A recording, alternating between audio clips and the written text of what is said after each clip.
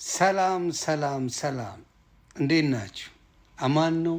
ክብሩ ይስፋ እናትና ልጁ። እንግዲህ ዛሬ ነው ምናምን ነገር። እኔ የቴዲ አፍሮ አድናቂ ነኝ። የሀሳብ ልዩነት ነው ያለን ምናምን ብሎ እሱ ሀገር ፈርሷል ብሏል። እኔ ደግሞ ሀገር አልፈረሰም ብዬ እኔ ሰራሁት፣ ከዛ ውጪ ምንም አይነት ችግር የለም ብሎኛል ብሎ እየተናገረ ሰማ ነው። እንግዲህ የሀሳብ ልዩነት ሲኖር እንደ አርቲስት ምንድን ነው የሚደረገው? ደውለ ወይም ደግሞ ስልኩን አፈላልጋ አይኖ ቴዲ ጋር ተገናኝታችሁ ማታቁ ምንም አታቁ፣ ቴዲ አፍሮ ጋር ተገናኝታችሁ አታቁ እና ምንድን ነው ማድረግ የነበረብህ? ስልኩን አጠያይቀ ቴዲ ለምንድን ነው ይህን ዘፈን የዘፈንከው? ምንድን ነው ችግሩ? ለምንስ አልክ ብለህ ብትጠይቀው ምናልባት ትክክለኛ መልስ አግኝተ አብረኸው ትዘፍን ይሆን ነበር፣ አብረኸው ታርግ ነበር። ታስታውሳለህ? አጫሉ ሁንዴሳ ተጠይቆ ከቴዲ አፍሮ ጋር ችግር አለብህ አብረህ ብትዘፍን አንድ መድረክ ላይ ምን ልታደርግ ትችላለህ ሲባል የፖለቲካ ልዩነት ሊኖረን ይችላል፣ ግን በደንብ አድርጌ ከቴዲ አፍሮ ጋር አብሬም አንድ መድረክ ላይ እሰራለሁ ብሎ ነው ቃል በቃል የተናገረው። አየህ፣ የህዝብ ልጅ ስትሆን ከህዝብ የህዝብን ድምፅ ታዳምጣለህ። ካድሬ ሌባ ስትሆን አንተ እኮ 4 ኪሎ ብለህ የዘፈንክ ነህ። ተሳድበ የምትዘፈን ነው ሁልጊዜ የምትታወቀው በአኩራፊና በተሳዳቢነት እንጂ በትክክለኛ የኦሮሞ ልጆች እውነተኛ አቀንቃኝ አንተ አትደነቅም። አንተ ምን መሰለ ካድሬ ሆዳም ነህ። ይሄም ደግሞ ጊዜያዊ ነው። ለሚገደሉ የኦሮሞ ልጆች፣ ለሚጨፈጨፉ የኦሮሞ ልጆች ሌላውን ተው፣ አንድም ቀን ድምፅ ሆነ አታውቅም።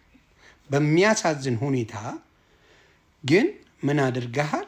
ቴዲ አፍሮን ለመተቸት ያውም እስቲ አንድ ስለ ሀገር ዘፍነህ ታውቃለህ? አንድ ቀን ስለ ሀገር ቴዲ አፍሮ የሚታወቀው ስለ ሀገር በመስፈን ስለ ሀገር በማቀንቀን ስለ ሀገር በሆነ ነገር ላይ በማድረግ ነው ቴዲ አፍሮ የሚታወቀው። አንተ ግን ሁልጊዜ በአኩራፊነት፣ በተሳዳቢነት፣ በክፉነት ነው የምትታወቀው። ስለዚህ በጣም የሰማይና የምድር ልዩነት አላችሁ። አሁን እቺ ቪው ስለጠረረች ምን ለማድረግ አስበ ነው? እኔ አድናቂው ነኝ እኔ በዚህ ወጥቶ አንድ ቀን ብለህ ታውቃለህ? እኔ ከቴዲ ጋር ምንም አይነት የግል ጉዳይ የለኝም። እንደ ማንኛውም ኢትዮጵያዊ በጣም አድንቀው ወደው እሱ በሙያዊ ችሎታው በጣም አድንቀው ሰው ነኝ። አታውቅም? ስለ ሀገር ዘፍነህ ታውቃለህ? ስለ ሀገር አቀንቅነህ ታውቃለህ? ሙድ ይዘህ መድረክ ላይ ወጥተህ እያልክ ስትገለፍጥ አልነበር እንዴ? ፋራና ሰገጤ መሆንን በደንብ አድርጌ እነግርሃለሁ። ኢትዮጵያዊነት ለማንኛውም በተለይ ሀገርን ስለሚያቀነቅኑ አንድ ቀን ከሀገር ከማቀንቀን ቴዲ አፍሮ ዝቅ ብሎ አያውቅም። አንድ ቀን ድምፅ ከመሆን ለኢትዮጵያውያን ዝቅ ብሎ አያውቅም። በኦሮሞኛ ቋንቋ እንግዲህ ሙዚቃዎችን የሚያሰማው ሙዚቀኛ ወይም ድምፃዊ ዮሳን እንግዲህ በቴዲ አፍሮ ጉዳይ ዘፈን ዘፍኖ ነበረ። ወዲያው ከመቅጽበት እንዲያውም አንድ ስም ወጥቶለት ነበር። ኢንዶሚን እያሉ ይጠሩት የነበረ ነበር የቴዲ አፍሮ ደጋፊዎች በወቅቱ ስለተበሳቸው ማለት ነው። እንግዲህ በፍጥነት ነው ያደረገው። ያው ከፍተኛ ገንዘብ እንደተከፈለው መረጃዎች ወጥተዋል በወቅቱ። አሁን ደግሞ እንግዲህ ዮናስ ሙሉነህ ዮኒ ማኛ በዚህ ልክ መሄድህ አግባብ አልነበረም። አንድ አፍታ አንድ ጊዜ ሲልህ ዘፈን ትዘፍናለህ፣ ሌላ ጊዜ ደግሞ ሲልህ መግለጫ እየሰጠህ ከዛ የምትረግጠው መንገድ ተገቢ አይደለም። ቴዎድሮስ ካሳሁንን ህዝቡ ስላከበረው አንተ ምንህ ተነካ? ህዝብ ስለወደደው ምንድን ነው ደግሞ አሁን ወጥተህ ወደዋለሁ አደንቀዋለሁ ለማለት የሄድክበት ርቀት? ሰው ተቃወመህ። አሁን ሰው ዮሳን አይኑን ላፈር እያለ ይገኛል ማለት ነው። ወጥቶ እንግዲህ በህዝብ ላይ አላግጧል። ሃሃሃ እያለ ሲስቅ አገር ነው የምትችባቸው እንዲህ ያለ ነገር ሲያደርግ ነበረ። ይሄን ብዙዎች ተቆጥቶታል። ዮናስ የሚያደርገው ይሄ። በነገራችን ላይ ቴዲ አፍሮን የማያደንቀው ሰው የለም። አብዛኛው ሰው ቴዲን ወጥቶ የሚሳደበው የሆድ ጉዳይ ሆኖበት ነው። ሆድ ደግሞ ከራበህ አይደለም ቴዲ አፍሮን ራስህን ትሰድባለህ፣ ራስህን ትክዳለህ ከራበህ እና አብዛኛው ሰው የሆድ ጉዳይ ሆኖበት ነው ቴዲን የሚሳደበው። እናንተ ደግሞ ኪነጥበብን ተጠቅመህ አይደለም መልስ የሰጠው ተሳደብክ ነው የሚባለው። የአንቺ ስድብ ነው ያወጣሽው ዘፈን እንጂ በተረፈ በጣም ጎበዝ ዘፋኝ ነሽ። ኦሮምኛ የሚሰማ ሰው ኦሮምኛን እንዲወድ የምታረግ ሰው ነው። አሁን አጫሉን ተመልከቱ። ከቴዲ ጋር ተቃራኒ የሆነ የፖለቲካ አስተያየት ነው ያላቸው፣ የታሪክ አስተያየት ነው ያላቸው። ግን አጫሉ ቴዲ አፍሮን ወጥቶ ሲሳደብ አይቶ አታውቅም ወይ? ሀሳቡን እንደማይደግፍ ይናገራል እንጂ ወጥቶ ሲሳደብ አይተህ አታውቅም። እና እንደሱኝ ለማለት ያክል ነው። መጀመሪያው ቀዳሚ ምሳሌ በጣም የምንወደው የምናከብረው አርቲስት ቴዎድሮስ ካሳሁን ስለ ሀገሩ ያስቀየማቸው ሰዎች አሉ። እኔ ከቴዲ ጋር ምንም አይነት የግል ጉዳይ የለኝም። እኔ አንዳንዴ ሳስበው የምሬን ነው። ቴዲ ግን ይመቸው። እስካሁን አልበሙን ከለቀቀ ጊዜ ጀምሮ አንዲት ኢንተርቪው አንዲት ቃል አልተነፈሰም። እነሱ ግን ሲላቸው አንዴ በዘፈን ሲላቸው ደግሞ ሰው ተቃወመን ብለው በመግለጫ ጭራሽ ደግሞ ቴዲ አፍሮ ያስቀየመው ሰው አለ ብሎ ለመናገር በቃ የኛው ቴዲ አፍሮ አሁን አስቀይሟል። በትክክል ነው ያስቀየመው። ግን ማንን? የብልጽግና ካድሮችን በደንብ አድርጎ ነው ያስቀየማቸው። የ8 ዓመት ሮሮን በ8 ደቂቃ በአንዲት ትራክ ቁጭ አድርጓቸው ላይቀየሙት አይችሉም። ቴዲ ተቀባይነት አገኘ። ኦፍ ኮርስ ዋይ ስትል ግን ቴዲ በህዝብ በኩል ሆኖ ስለጮኸ ነው። እናንተ ተቀባይነት አጣችሁ ዋይ ብለን ስንጠይቅ እናንተ በመንግስት በኩል ስለነበራችሁ ነው። ስለዚህ አሁን ህዝብና መንግስት ምን ያህል ሆድና ጀርባ እንደሆኑ ከናንተ በላይ ማሳየ የለም። አያችሁ፣ አንዳንዴ የህዝብ ልጅ መሆንን በራሱ ከቴዲ ሌሰን መውሰድ አለባችሁ። ቴዲ መንግስት ሊቀያየር ይችላል፣ ስርዓት ሊለዋወጥ ይችላል። የትላንቱ ቴዲ ዛሬም ራሱ ነው። ማንነቱን ቀያይሮ አይደለም በየስርዓቱ የሚመጣው። ጥሩ ከሰራህ፣ ህዝብን ከጠቀምክ፣ ከህዝብ ጋር ከቆምክ ምንጊዜም አሸናፊ ነህ። እናንተ ከህዝብ ጋር አለመቆማችሁ እዚህ ውጥረት ውስጥ ከቷችኋል።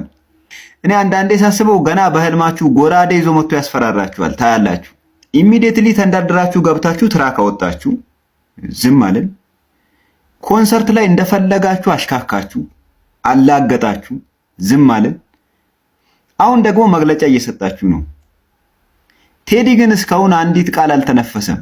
ቴዲን ስርዓት አላመጣውም፣ ወይም ደግሞ የሆነ ስርዓት ያስተዋወቀን ሰው አይደለም። ቴዲ ኦልሬዲ በስራው በላቡ በልፋቱ ራሱን ያስተዋወቀ ጀግና ኢትዮጵያዊ ነው። የሆነ ብሔር ላይ አይለጠፍም፣ የሆነ ቋንቋ ላይ አይንጠለጠልም። ከተበደለው ጋር ተበድሎ የሚጮህ የወደፊቷን ተስፋ ያላትን ኢትዮጵያ ደግሞ ለህዝቡ የሚያበስር በዚህ ደረጃ ከፍ ያለ ሰው ነው።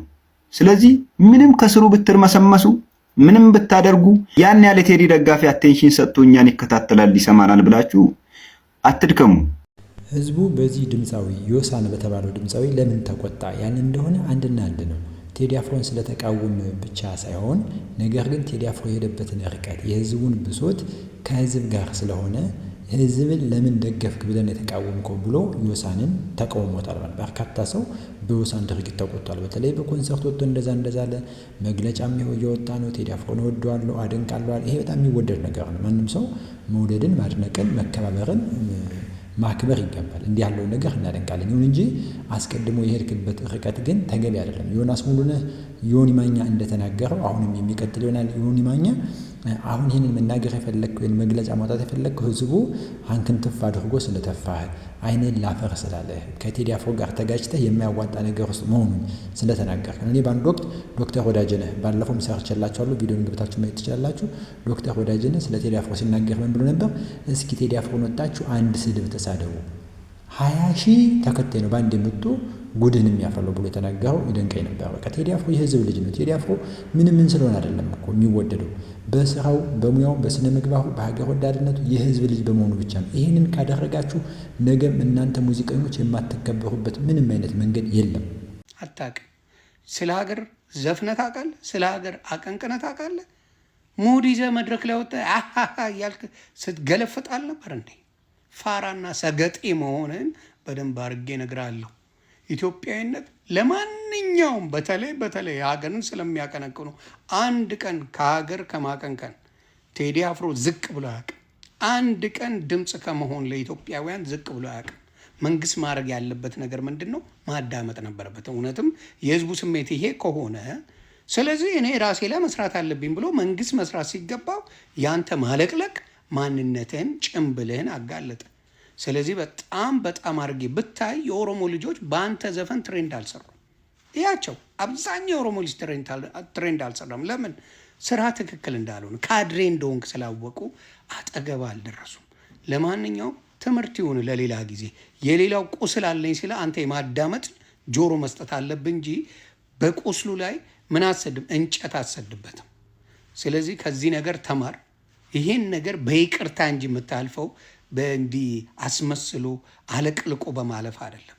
ካድሬነት የትም አያደርስም። እመነኝ። ጥሩ ሲሰራ ማንም ያመሰግናል። ጥሩ ካልሰራ ግን ተቃዋሚ ይኖርሃል። ያንን ነው ምለው። ሰላማችሁ ይብዛ። አድርሱልኝ ለዚህ ሰገጤ። ይመቻችሁ። 2 ክስ በቴዲ አፍሮ ግራፊክ ዲዛይነር ዳዊት ሰለሞን ላይ።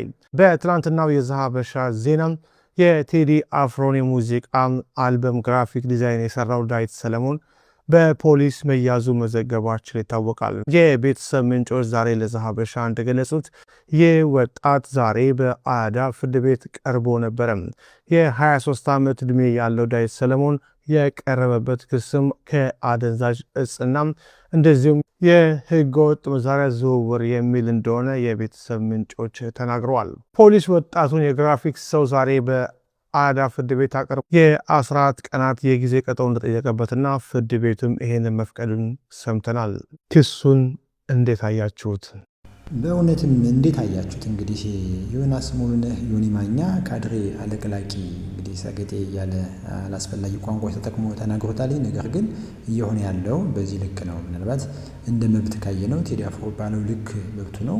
አሁን ዮሳንም የተናገረው ነገር እንደ አቋም የራሱ አቋም ከሆነ ነገር ግን ሁለት አፍ ሆኖበታል። አሁን ዮሳን አቋም ነው እንዳንል እንኳን ይቅርታ ጠይቋል። መጥቶ ጭራሽ ደግሞ ቴዲ አፍሮ ያስቀየመው ሰው አለ ብሎ ሲናገር ሰምተናል ማለት ነው። ማን የተቀየመው? እንዴት ነው የተቀየመው?